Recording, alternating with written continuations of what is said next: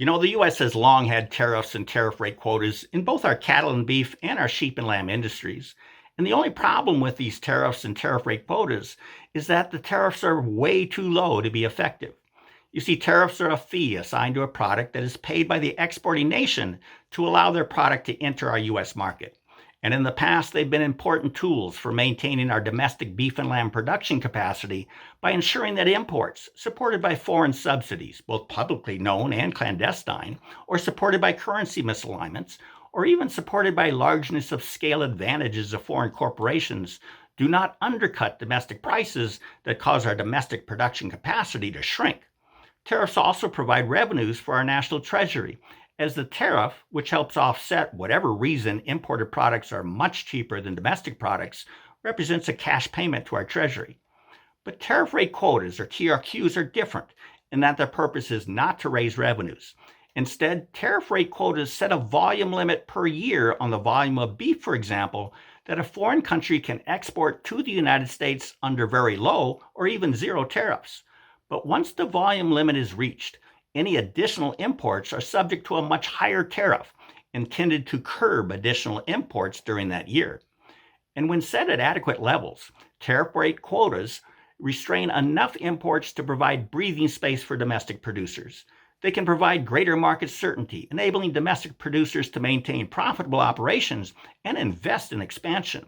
And this itself will help reduce risks of shortages and prevent sudden price swings, again enabling domestic producers to remain profitable and to invest in expansion. The U.S. is the largest beef-consuming market in the world, and yet our cattle industry is shrinking in terms of the number of producers, number of cattle, and number of marketing outlets, with imports capturing an ever greater share of our domestic market. And while this is certainly true in our beef market, our lamb market is now largely captured by imports, causing our domestic sheep industry to shrink at an alarming rate.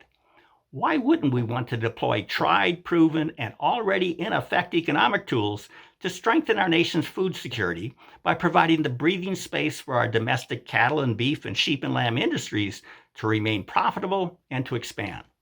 Well, that's certainly not what we've been doing for the past several decades. Instead, we've been dismantling our tariffs and tariff rate quota systems to give certain countries unlimited access to our domestic market. And this creates a huge imbalance in the trade of cattle, beef, sheep, and lamb. There are no tariffs or tariff rate quotas for Australia, for Canada, or for Mexico. And that's a major reason for our nearly 1.6 billion pound trade deficit in 2023. But we do have a tariff rate quota for New Zealand, which is set at 470.5 million pounds. So if New Zealand sends us more beef than that, then they have to pay the over-quota tariff rate of 26.4%. Already through August of this year, New Zealand has shipped 436 million pounds. So they're only about 34.5 million pounds from having to pay the over-quota tariff rate.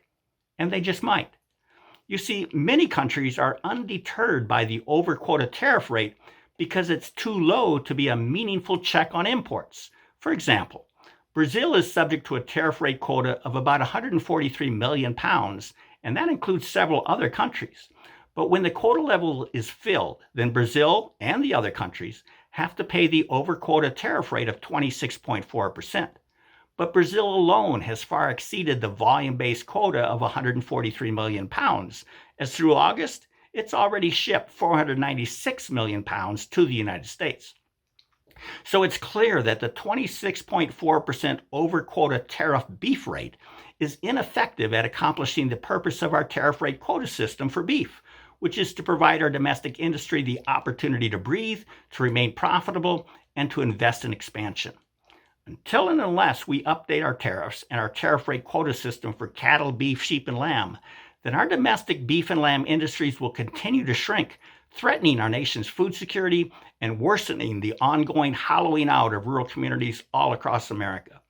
So pick up your phones and call your senators and your representative and tell them to establish meaningful beef, cattle, sheep, and lamb tariffs for all countries that we import from, and to significantly increase our over-tariff quota rate of 26.4%. So it can serve its purpose of deterring unlimited price-depressing imports. Well, I'm Bill Bullard with RCAF USA, the voice of the United States cattle producer. With that, have a productive week. Thank you and goodbye.